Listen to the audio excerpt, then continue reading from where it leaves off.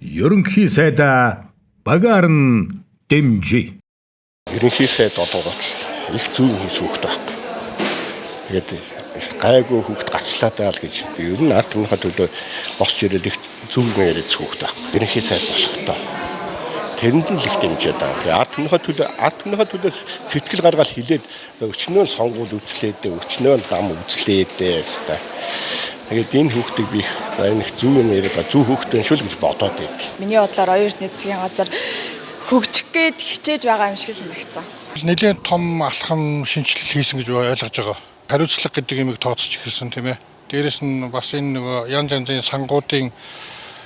сангуудыг одоо ил болгож тэндээс эдсэн уусан хүмүүсийг ил болгож тодорхой хэмжээгээр шүүх цагдаад нь өгөөд ингээд явж байгаа гэдэгт бол баяртай байгаа. Ягаад тэгэхээр хүмүүсийн боломж болоод хүмүүсийн нөгөө одоо нэгсэндээ энгийн иргэн биднэрт олгогдож ирэх одоо биднэрт олгогдох эрхч гэдэг юм уу бидэнд олгогдох боломж гэдэг юм энэ бүгдийг энэ хүмүүс нөгөө хулгай хийсэн байсныг ил болгож байгаа.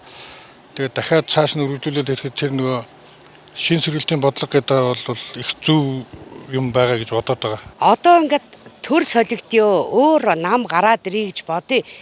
Энэ бүгд хийж байгаа бүтээн байгуулалтад бүгд эзэнгүүд нь ард түмэн нөгөөтгөө хавчрыг олохгүй байсаар дараагийн 4 жилд дуусах байхгүй юу. Нэгэнт бид нар ингээд өөрсдийнхөө төлөө юм хийх гээл энэ хийж байгаа ажлыг цааш нь үргэлжлүүлээд явуулах юм бол бид нар хожино.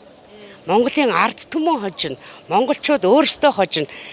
Тийм л учиртай байгаа байхгүй. Энэ бол миний бодол шүү тий. Хоёрд нь ч бүхэл юм одоо задлж бүхэл юм одоо ингээд өөрийнхөө доторхч бай, гаднахч бай бүхэл юмыг сайхан ил тод гаргаж ирж байгаа хүн шүү дээ. Одоо залуу хүн ард түмний амьдрал одоо бүхэл юмны төлөө энэ улс орныг сайхан амьдруулахын төлөө одоо энэ эдээ морийг чи бүгдийг задлж их сайхан одоо нэн өгөл одоо ажиллаж шүү дээ. Цаашдаа гэж ажиллах байх гэж бодлоо.